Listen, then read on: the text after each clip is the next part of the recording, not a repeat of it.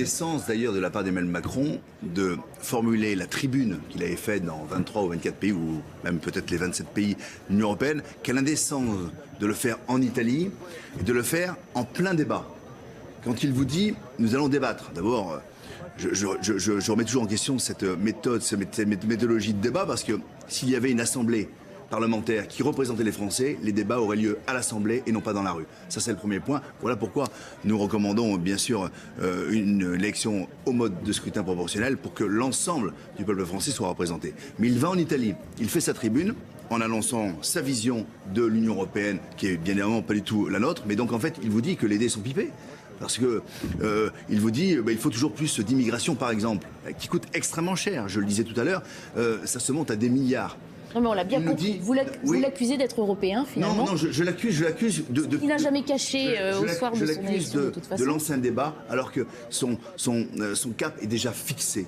Et sa tribune qu'il fait pendant le débat est une provocation, bien évidemment, puisqu'il y a déjà un certain nombre de choses. Le sujet de l'immigration n'a pas été abordé dans les grandes thématiques du débat. Donc vous ne croyez pas une écoute de sa part après 5 mois de crise qui lui valent de... Il a été élu il y a plus d'un an, donc le débat est terminé. Il a été élu sur un programme, maintenant il y a un sondage qui est paru, donc les préoccupations principales donc, des Français, mais également des Européens pour l'élection européenne. Il y a bien sûr le pouvoir d'achat, il y a l'environnement, dans le désordre, hein.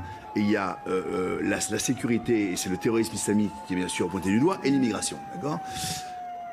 La moitié des sujets n'ont pas été abordés dans les débats, là, notamment sur la partie de la lutte contre l'islamisme radical. Non, mais puisque ça fait des semaines qu'on épluche les propositions des Français, on peut attendre... Aujourd'hui, en France, je peux vous dire qu'on serait largement majoritaire. Donc il est en train de fuir sa sensibilité. Il est bien évidemment sur un très mauvais schéma, à la fois sur les réponses sociales, démocratiques et économiques. Et maintenant, si j'ai une seule chose à dire aux Français, si Emmanuel Macron gagne le 26 mai, ce sera la catastrophe après. Parce qu'on va lui donner des ailes et la fin du mandat va être catastrophique pour les retraites, la fonction publique, les impôts. Donc j'engage les Français à se mobiliser et à voter à l'Assemblée nationale car nous sommes les seuls à être capables de passer devant. Ambroise Claus, est-ce que votre vision de l'avenir est aussi pessimiste ? Moi, je suis une optimiste. Je suis même une utopiste, voyez-vous. Donc, je crois qu'on est en train de construire le monde qui n'existe pas encore. Donc, par rapport au scrutin des européennes, alors ? Pour les européennes. Avec le ralliement d'initiatives citoyennes, nous allons nous engager. Et effectivement, parce que aussi, ce sont les premières élections et nous pensons que c'est important. Qu'est-ce qui est important dans ces élections européennes, à mon sens en tout cas, quand j'entends parler de 1 milliard par-ci, 2 milliards par-là, qui sont partagés par exemple pour les étrangers en France de la part de monsieur Lapacelle, moi je voudrais faire référence plutôt aux 1000 milliards d'optimisation fiscale qui sont permis justement par la structure de l'Europe, parce que les grandes entreprises et les personnes les plus riches de ce monde optimise, c'est-à-dire qu'il y a l'évasion fiscale, mais il y a aussi des lois qui sont votées et qui autorisent ces personnes-là à pouvoir ne pas payer l'impôt au même titre que n'importe quel citoyen de l'Union européenne. Bruno Le Maire a rappelé il y a 2 jours qu'il continuait le combat pour pouvoir faire taxer les GAFA. C'est ça, continuons le combat, mais n'empêche que concrètement, la politique de M. Macron, c'est bien de favoriser les personnes d'ailleurs qui l'ont amené au pouvoir, puisqu'il a été financé a priori par les personnes les plus riches. Si cette idée aboutit, les GAFA seront taxés en France, générant là... C'est une petite partie, ça. Nous avons en Europe, ça n'a pas été reconnu par contre par nos politiques, mais nous avons en Europe des comment on appelle ça, des trucs, des paradis fiscaux. Nous en avons en Europe. Nous avons l'Irlande, nous avons la Belgique qui est apparemment, je crois, le premier paradis fiscal en Europe. Vous vous rendez compte, la Belgique, c'est le siège de l'Union européenne. Donc il y a peut-être un petit peu de ménage à faire. Alors je ne veux pas dire que nous... Comment ? On ne peut pas dire que la Belgique soit un paradis fiscal. Ils mettent en place les plus souples.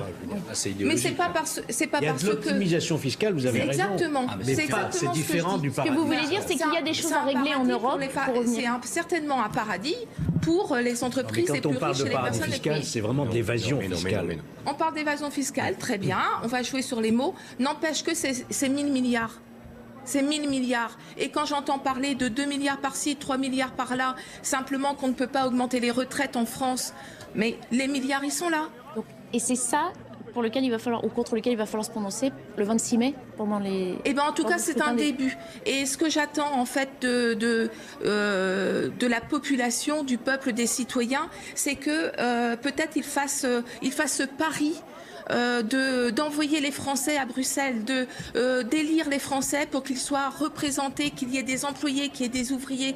Alors oui, on ne sort pas des grandes écoles, mais il y a une place plus grande faite à la France à l'échelle européenne, une place plus grande faite à la France à l'échelle européenne, c'est ça que vous sous-entendez? Sachant que la France est quand même déjà l'un des moteurs de l'Europe. Une place plus grande faite à l'humain. C'est pas à la France, c'est une place plus grande faite à l'humain. Moi, je suis pas en compétition. Je suis pas en compétition avec mon voisin, par exemple, d'origine étrangère. Nous sommes dans notre rassemblement, on a parlé beaucoup de préjugés sur le mouvement Gilets jaunes qui serait raciste, par exemple. Et ben, c'est pas du tout le cas, c'est pas ce que nous constatons sur le terrain. Et effectivement, nous rallions sur l'idée de nous unir de la part de tous les citoyens, quels que soient les âges et quelles que soient les catégories socio-professionnelles. Merci. La préférence nationale, ça n'est pas du racisme, c'est Roger Salingro, en 1934, ministre socialiste, qui l'a mise en place. Merci, merci beaucoup à tous.